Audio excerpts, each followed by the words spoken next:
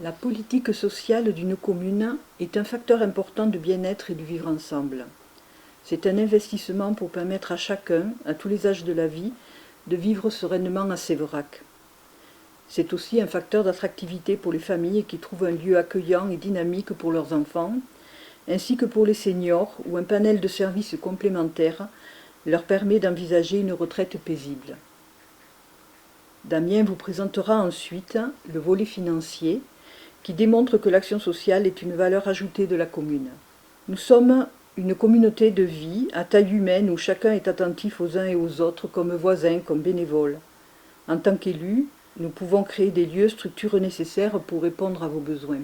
En commençant par les plus jeunes, nous allons aménager les aires de jeu dans chaque village, notamment à Recoul avec la réalisation d'un city-stade. En lien avec la communauté des communes et familles rurales, un nouvel espace pour le centre de loisirs est acté.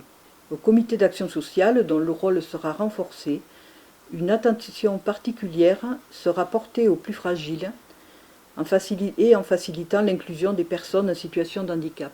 En direction de nos aînés, 2 actions à développer. D'abord, nous allons voir comment accompagner le maintien à domicile en synergie avec le conseil départemental et les professionnels de terrain, avec une attention aux aidants et personnes isolées. Cependant, lorsque la maison devient trop grande, trop chère, pas adaptée, la solitude trop lourde, un logement sécurisé qui permet des liens sociaux peut être envisagé. C'est la résidence autonomie, autrefois appelée foyer logement. Nous l'envisageons en régie publique pour en maîtriser les coûts. C'est une transition toute faite pour parler finances avec Damien. Dès notre prise de fonction, nous avons fait le choix fort de ne pas faire peser les actions municipales à la population. C'est pourquoi la part d'imposition communale n'a pas été augmentée durant tout le mandat, de même que les indemnités des élus ont été réduites.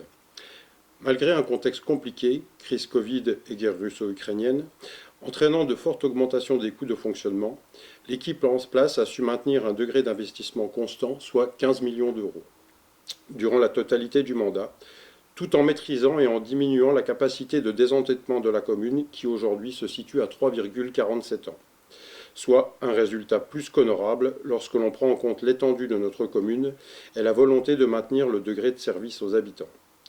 Notamment le maintien de nos écoles de village, qui malgré des coûts de fonctionnement importants, constitue un choix politique fort.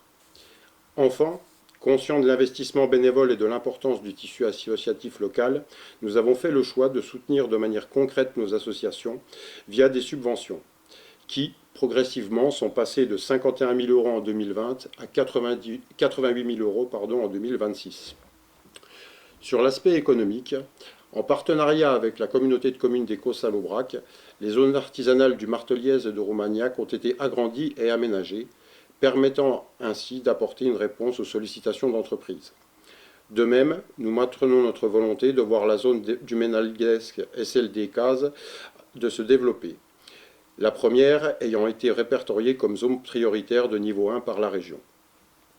Sur l'action municipale, à proprement parler, la mise en place de 5 appartements passerelles a été une réussite et a pu profiter à 28 salariés en apportant ainsi un appui concret aux entreprises locales. Ce dispositif est d'ailleurs amené à évoluer avec la création d'appartements supplémentaires et mis en avant par les services de la région et du département. Dans le même ordre d'idée, un hangar passerelle va également être construit dans la zone des Planes. 1500 m² seront alors disponibles pour permettre l'installation d'entreprises dont le seul interlocuteur sera la commune. Pour conclure, je tiens à souligner que lors de ce mandat, et contrairement aux idées reçues, ce sont plus de 80 emplois qui ont été créés sur notre commune, montrant son attractivité économique. Ce chiffre relayé par la CCI prend bien entendu en compte les fermetures d'entreprises et suppressions d'emplois.